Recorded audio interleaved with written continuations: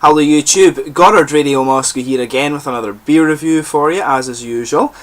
For this one we're going to go back to the oldest brewery in the world from Bavaria in Germany. So if you know anything about your beer, you know that is the Bayerische Staatsbrauerei Weihenstephan. So for this one we're going to have a look at the Kristall Weissbier, which is a Kristall Hefeweizen, one of the three main styles of Hefeweizen you'll get in Germany, of course. Dunkel, Naturtrüb, which is an unfiltered one, and then Kristall, which is this guy here, which is filtered. So as is usual then with my beer reviews, I will take you through a very short history of the brewery. As always, if you are simply interested in the tasting of this beer, just fast forward a few minutes into the video and you will catch that particular segment, and the brewery website's in the video description for you below, so feel free to check that out if you are interested. So anyway, the brewery's origin here dates back to the year 725 when St. Corbinian and 12 of his companions founded a Benedictine monastery on the Narberg Hill, and thus the art of brewing was born in Weihenstephan. And the first historical reference to Weihenstephan was in the year 768, at which time there was a hop garden in the vicinity of the Weihenstephan monastery, and the owner of this hop garden actually had to pay a tithe of 10% to the monastery. That's simply a tax so that they could actually grow hops in this little hop garden. So in 955 the Weihenstephan monastery was plundered and destroyed by Huns, and this laid the foundation for a tradition of the Benedictine monks of having to repeatedly reconstruct their brewery. In 1040 though, the beer brewing officially began in Weihenstephan after the Abbot Arnold obtained a license to brew and sell beer from the city of Reising, thus marking the birth of the Weihenstephan Monastery Brewery. The town of Reising, incidentally, is actually very close to Munich Airport, so if you ever have a layover there, just go and visit the brewery, the oldest brewery in the world, so a very cool little thing to do, and I'm going to do that at some point in the near future.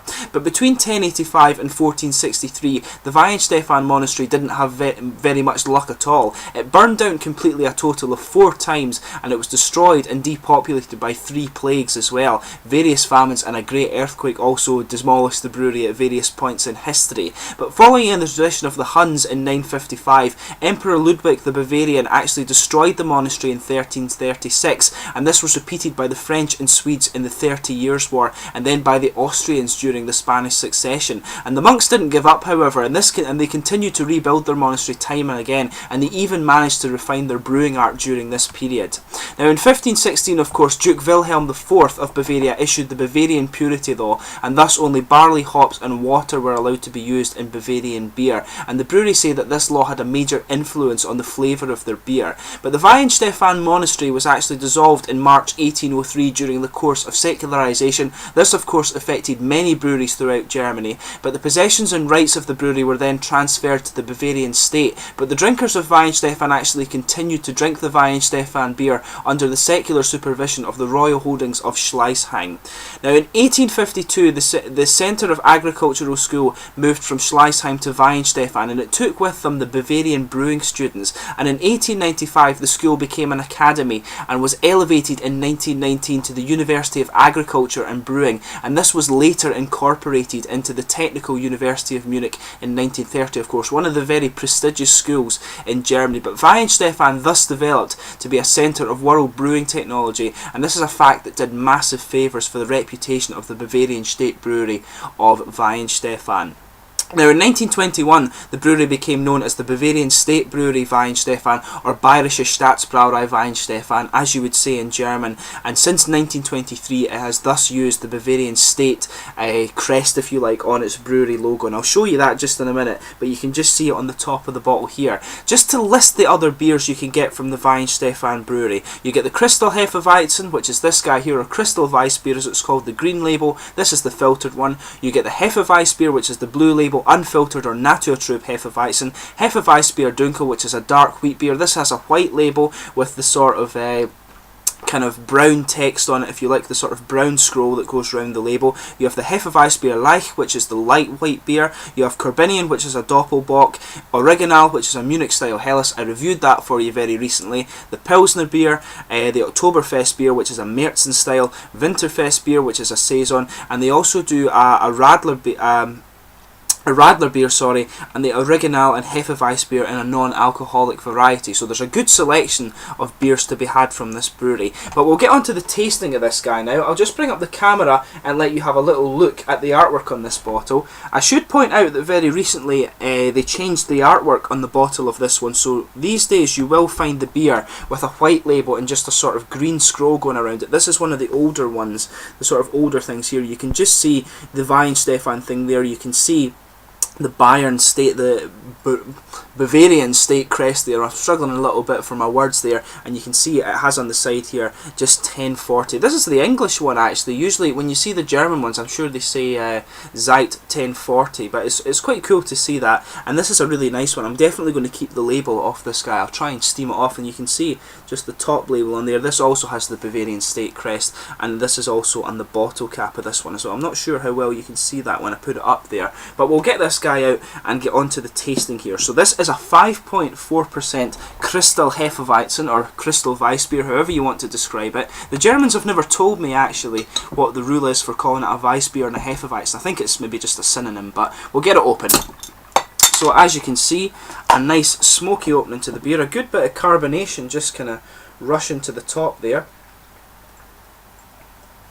As you can see, this guy pours very, very clear, which is what you would expect of the Kristall, because obviously it's a filtered beer. We'll just try and get a little bit more of it out. This is going to have a big head on it, this one, and I think this is just because I've stored it for quite a bit, but we'll take a little look at the colour and stuff of the beer, and then we'll try and get the rest of it in. So I'll bring up the light and let you just have a little look at that. Just bring it over here so you can see. So you can see it's poured a very nice, very clear crystal colour, a straw crystal, and you can smell a lot of the banana off it without even paying too much attention to the aroma. But it's crystal clear. If I put my fingers behind it, you can see them through. There's a good kind of steady flow of carbonation in there, which you can see as well. Big bubbles in this one, so it should I think it should be quite smooth. If it's the bigger bubbles, you can see there's a solid 3-finger kind of frothy white head, and I do think that is perhaps due just to the fact that I've been storing this one for a little while. So let's see if we can just get the last little bit of this in without causing too much of a stir to the head.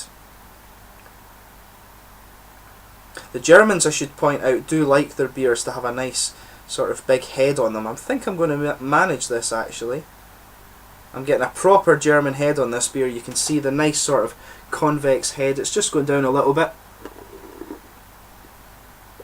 Yeah, really beautiful beer even just from that little taste of the foam. But really nice, attractive looking beer. I've got a nice convex head as the Germans like it. So let's give it a smell and see how we get on.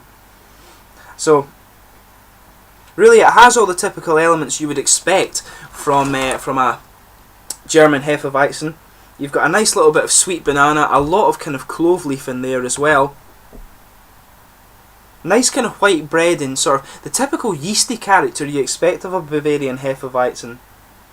But you've got a little bit of clove spice, but there's plenty of wheat in here too. But I should point out with this one, the banana to me seems like it's the most prominent component of the beer. But it smells really, really nice. Let's just get the last little bit of this into the glass before we get on to the actual tasting of the beer. Just check what's going on. My computer is being a little bit funny, but I think that's it sorted now. Okay, so let's give it a taste and see how we get on. So this is one of the Kristall Weissbier from the oldest brewery in the world. This is one of my favourite breweries, so I'm really pleased that I've managed to get to review this beer for you.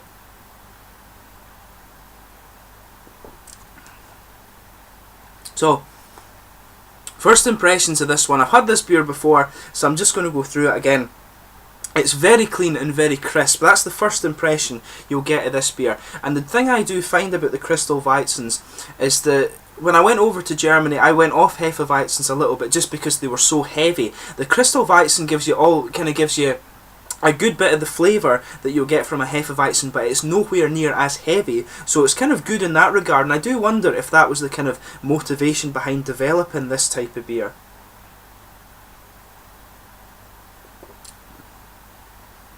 But there's quite a bit of the clove flavour coming out in this one, and plenty of banana also. The banana just kind of sits on the sort of front corners of the tongue, if you like.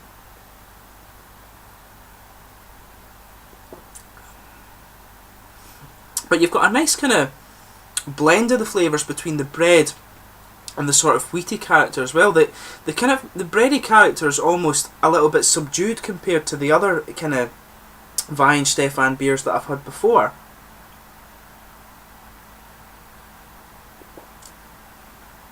But as I'm saying though, the bready and yeasty character really is what makes this beer very sort of filling. And of course, when they filter it out, I do wonder if this beer is brewed in the same batch as the Naturtrüb Hefeweizen, and then they just filter it off. Because obviously the other one will be very, very cloudy and stuff, and maybe this is the same. It's the same beer brewed in different batches. I don't know, but it would be quite an interesting thing to know actually. But as I say, this beer it's very clean, it's very crisp. You've got quite a bit of the clove element coming out on this one.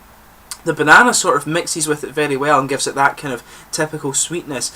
But as I say, I think the bready and yeasty character in this one, the banana mixes with that as well, but it is quite subdued compared to the other Weihenstephan beers in the range, or the other Weissbiers in the range. Obviously they do Pilsners and Helles and Doppelbocks and stuff like that.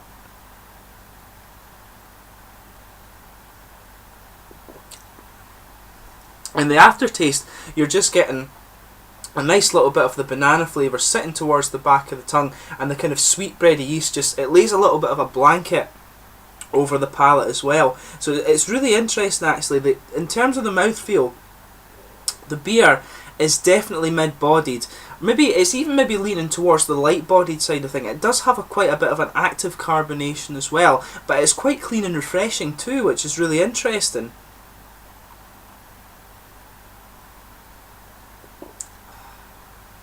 It maybe just has a little tiny bit of citric character to it as well.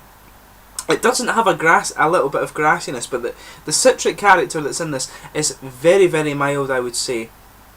And it really kind of does complement. You get this kind of nice little fresh, zippy character just around the edge of the tongue.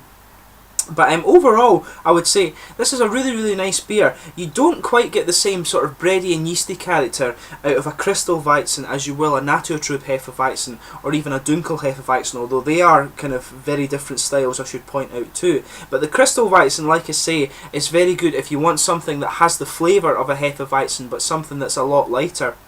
And as I say, this one just has a little bit, the bready character really isn't quite as prominent as the other Weihenstephan beers, but still, it's a very, very nice beer, and it is a very good example of the Kristall Hefeweizen style. I've tried a few different ones of these in Germany, but still, this is the one that kind of, this is the beer that really got me into Hefeweizens in the first place, and it still sticks with me for being that. I do like the lightness of it, and the flavour of it is very, very good as well. It's a very good example of the style, and I mean, when it's from the world's oldest brewery, they're the world's oldest brewery for a reason. So if you do get the chance, definitely give this beer a try. As I say, one of my favourite breweries, and really definitely worth it. You will see a few more Weihenstephan reviews from me over the next little while, but I hope you've enjoyed this one. Please let me know in the comments section your own thoughts on this beer. Always very interesting to hear other people's thoughts on the beer and on my sort of take on it as well. But thanks again for watching my beer reviews. I hope you found it informative,